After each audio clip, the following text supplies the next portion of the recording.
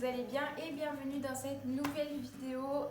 Je reprends les vidéos du dimanche parce que la semaine dernière j'ai fait la vidéo sur l'anniversaire d'Angelina, je l'ai sortie un mercredi et pour ne pas perdre le rythme, je voulais absolument vous sortir une vidéo pour aujourd'hui et étant donné que je n'avais pas beaucoup de temps pour faire une vidéo, je me suis dit pourquoi pas une foire aux questions. Ça fait longtemps que je voulais en faire une mais je n'ai jamais en fait assez de questions ou alors des choses que vous savez déjà en fait. Et du coup sur Instagram, d'ailleurs si vous ne me suivez pas, n'hésitez pas à vous abonner.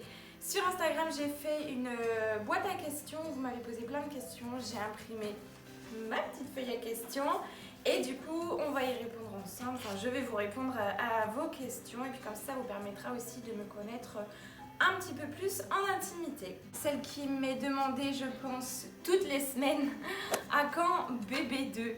Alors à quand déjà c'est sûr que moi je veux bébé 2 et que Kevin aussi veut bébé 2. Maintenant si vous êtes au courant un petit peu de mon histoire, je n'ai qu'un ovaire.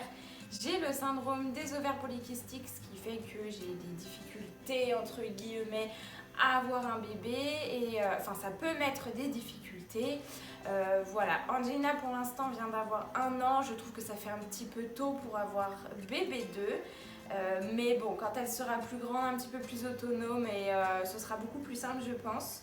Mais en tout cas, quand bébé 2 viendra tout simplement. As-tu eu facilement Angelina? Oui, j'ai eu facilement Angelina malgré tous mes soucis. Angelina n'est pas ma première grossesse. J'ai déjà perdu un bébé 1 an auparavant. Mais je suis tombée très rapidement enceinte d'Angelina. Donc malgré tous les petits soucis qu'une femme peut rencontrer, malgré un seul ovaire, etc. Oui, j'ai eu Angelina quand même relativement facilement et rapidement. Es-tu toujours avec le père de ta fille? Alors cette question-là aussi, on ne le voit jamais sur mes vidéos, on ne le voit jamais sur mes réseaux sociaux, mais oui, je suis toujours avec le père de ma fille. Et ce qui vient à une seconde question, depuis combien de temps es-tu avec le père de ta fille? Ça doit faire environ 6 ans qu'on est ensemble. J'ai 24 ans, donc ça doit faire 6 ans qu'on est ensemble à peu près. Comment imagines-tu ta vie dans 5 ans? Dans 5 ans, ma fille, elle en aura 6. Déjà, je m'imagine avec déjà son petit frère ou sa petite sœur, voire un autre petit frère et une autre petite sœur. Mon rêve c'est d'avoir 3 enfants ou plus. Après je veux pas non plus une famille nombreuse etc. Après il faut changer de voiture, il faut changer de baraque, c'est un peu chiant. Mais je me vois avec déjà plusieurs enfants, j'espère. Une maison, un beau jardin, des poules. Je veux des poules. J'aime trop les poules. J'ai envie d'avoir des œufs frais pour cuisiner. Voilà, une qualité de vie relativement appréciable pour mes enfants. Je me vois avec un travail, why not les réseaux sociaux, mais je me vois avec un travail qui ne me prend pas non plus tout mon temps, que je puisse avoir beaucoup de temps pour mes enfants. Quel était ton métier et quelles sont tes formations? Alors, j'ai fait un bac STMG, donc c'est un bac techno, sciences et techniques du management et de la gestion, il me semble. Ensuite, j'ai fait un BTS commerce international, ça c'est sur 2 ans, donc j'ai bac plus 2. Et ensuite, je ne pouvais pas continuer mes études étant donné que je n'avais pas d'alternance. Enfin, j'avais une alternance, mais mon alternance m'a refusé au dernier moment. Août pour septembre, donc c'est un petit peu compliqué. Et du coup, j'ai dû trouver du travail assez rapidement et j'ai intégré l'entreprise Le Temps des Cerises, donc en tout ce qui est prêt-à-porter, textile et jeanerie. J'ai adoré. Et ensuite, j'ai intégré une agence de communication digitale marketing. Donc j'étais commerciale dans cette boîte-là et je suis restée à peu près 2 ans et demi avant de devenir maman au foyer et de pouvoir m'occuper pleinement de ma fille. Pourquoi as-tu lancé ta chaîne YouTube et n'as-tu pas eu peur des a priori? Alors j'ai lancé ma chaîne YouTube parce que de base j'adore YouTube et je me vois tellement dans certaines vidéos, dans certaines youtubeuses en fait, je me vois tellement faire la même chose. J'aime la création digitale, j'adore faire des montages vidéo, j'adore être sur mon téléphone, enfin sur les réseaux sociaux. J'adore avoir une interaction en fait avec des abonnés, une communauté de mamans, j'adore donner mes conseils, j'adore raconter ma life. Et en fait je me suis dit pourquoi pas la partager auprès de mamans ou de même pas maman en fait à qui ça pourrait intéresser. Et je me suis lancée sur YouTube et puis je me suis dit on verra où le vent m'emmènera tout simplement. Et ça marche tant mieux, ça marche pas tant pis, j'ai pas de regrets. Je préfère me lancer Si ça marche, tant mieux, ça marche pas, tant pis, mais au moins j'aurais pas à me dire bon bah je l'ai pas fait, du coup je sais pas comment ça s'est passé, etc. Et les a priori, alors j'ai eu des critiques de personnes très très proches, notamment de ma famille, qui n'ont pas compris ce choix entre guillemets, alors que c'est pas forcément un choix, enfin je veux dire c'est une passion, c'est une activité autre, c'est un passe-temps. Et certaines personnes n'ont pas compris pourquoi je divulguais ma vie en public. Après, il y a des choses que je garde énormément pour moi, il y a des choses que je ne dévoile pas, bien évidemment. Mais voilà, pas d'a priori là-dessus. Je me suis lancée et puis pour l'instant, j'ai que des bons retours. Ça, c'est grâce à vous, mais j'ai que des bons retours. Donc franchement, ça, je suis trop contente. Est-ce que j'ai des origines? Alors, je suis 100% française. Plus précisément, je suis bretonne. Je suis née en Bretagne, j'ai toujours vécu en Bretagne et je suis toujours en Bretagne. Je ne suis jamais partie de ma Bretagne. Pourquoi avoir choisi le prénom Angelina? Alors, le prénom Angelina, pourquoi on l'a choisi? Tout simplement, avec Kevin, on adorait le prénom Lina. Sauf qu'un jour, un couple d'amis à nous, la femme était enceinte et ils ont accouché, enfin elle a accouché. Ils nous ont pas dit le prénom au début et ensuite ils arrivent avec le bébé et ils nous disent bah on vous présente Lina. Et du coup là on s'est senti un petit peu con parce que on voulait trop appeler notre enfant Lina et on s'est dit bah mince ils nous ont piqué notre prénom. Bon ils savaient pas hein, donc ils nous ont rien piqué du tout mais voilà ils ont appelé leur fille par le prénom qu'on aimait beaucoup. Et au final, étant donné qu'on venait de perdre notre premier bébé, pour nous c'est un ange qui est parti. Et on s'est dit, bah, on va garder le prénom Lina et on va rajouter Ange devant pour notre bébé qui est parti.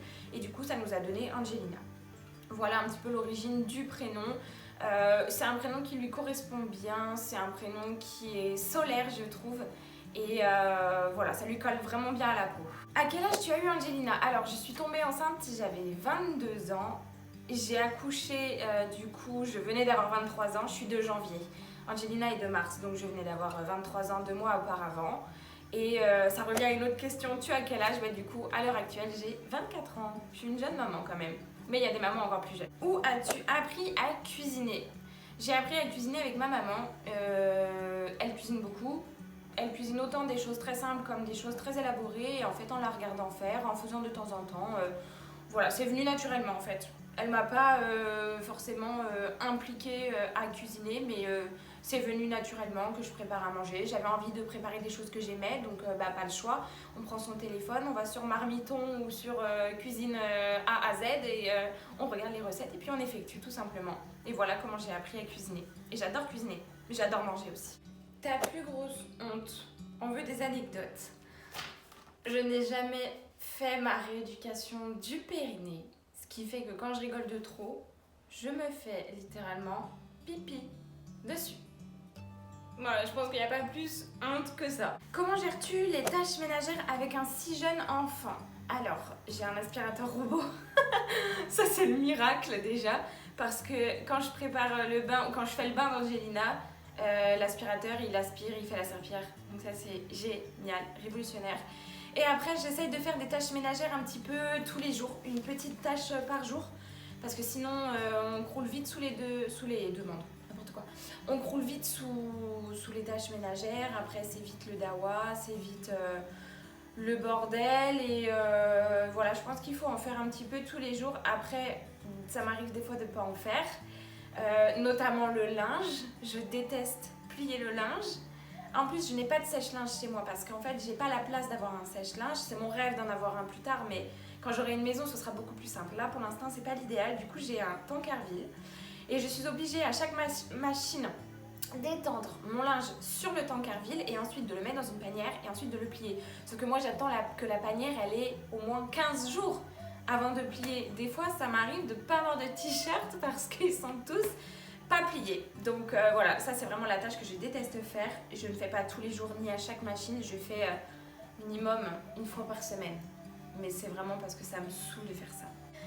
As-tu déjà refusé des partenariats? Oui, j'ai déjà refusé des partenariats. Alors je n'ai pas énormément de partenariats déjà de base. J'adore les partenariats qui sont en lien avec mon thème.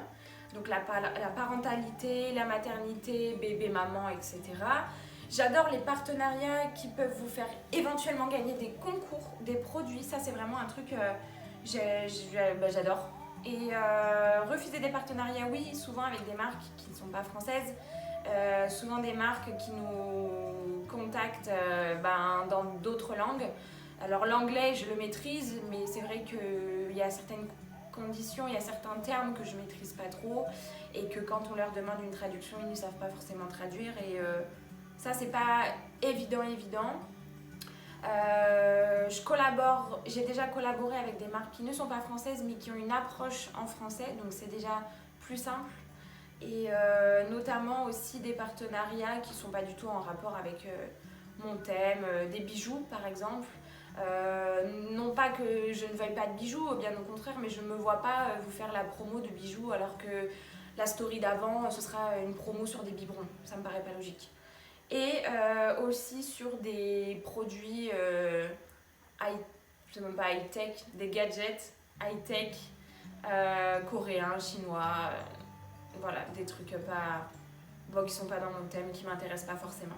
Envisagerais-tu de rester maman à temps plein si bébé 2 plus tard? J'aimerais bien, si je peux. Si je peux pas, c'est pas grave. Je l'aurais fait au moins pour Angelina. Je ne regrette absolument pas d'avoir fait ce choix-là. Au contraire, je suis tellement heureuse avec ma fille, je suis tellement trop bien avec elle, j'aime trop. Et si j'ai la possibilité de le faire pour bébé 2, bien sûr que je le fais. Si je n'ai pas la possibilité, c'est pas grave. Il y a le congé mater, il y a le congé pato. Voilà, ça fera déjà du temps avec bébé. Quels sont tes projets par la suite? Et j'imagine continuer YouTube, mais est-ce que tu as d'autres idées ou projets? Alors, j'aimerais énormément développer mes réseaux sociaux. Je sais que niveau qualité, j'ai des progrès à faire. Je filme avec mon iPhone 8. Je n'ai pas d'appareil photo. Après, tout ça, c'est des budgets aussi. Et c'est vrai que pour l'instant, je n'en vis pas du tout. C'est un passe-temps. Heureusement que c'est un passe-temps pour l'instant. Mais si j'arrive à développer cette partie-là, ouais, carrément. Et si je n'arrive pas à développer cette partie-là, je me le souhaite en tout cas, je vais tout faire pour. Mais si je n'y arrive pas, reprendre un métier dans ce milieu-là, donc par exemple community manager, gérer les réseaux sociaux d'entreprise ou gérer les réseaux sociaux de n'importe qui, quoi. Est-ce que le fait de rester à la maison avec ta petite te pèse ou tu y trouves un bel équilibre? Alors, quand j'ai arrêté mon travail, je n'étais pas très en forme dans ma tête, dans le sens où je travaillais beaucoup, je ne comptais pas mes heures. Étant commercial, on peut partir à 8h du matin, rentrer il est 22h. Voilà. Le soir, quand je rentrais du travail, ma fille dormait et c'était un crève-cœur pour moi. Je pleurais le soir en rentrant du travail de ne pas voir ma fille. Donc c'était pas évident et ce qui s'est passé, c'est qu'à la fin, à mon travail, je ne me sentais pas du tout productive. J'étais pas productive du tout, j'apportais plus rien à la société, donc on a décidé de faire une rupture conventionnelle pour que je puisse retrouver mon équilibre. J'ai fait le choix de rester à la maison auprès de ma fille et je me suis fait larguer par ma nounou aussi au passage. Et au final, avec mon conjoint, avec ma fille et ma nouvelle vie de maman au foyer, j'y trouve un très bel équilibre et j'aime beaucoup ma vie actuelle. Voilà, je ne fais pas que le ménage, je ne fais pas que la cuisine, bien au contraire, je gère énormément de choses. Mais c'est un équilibre qui me convient bien et dans lequel je suis épanouie pour le moment. C'est la fin de cette foire aux questions, j'espère que ça vous a plu. En tout cas, n'hésitez pas à me laisser un commentaire, à me dire ce que vous en avez pensé. N'oubliez pas de venir vous abonner comme toujours sur Instagram et sur YouTube. Et on se dit à très vite pour une prochaine vidéo.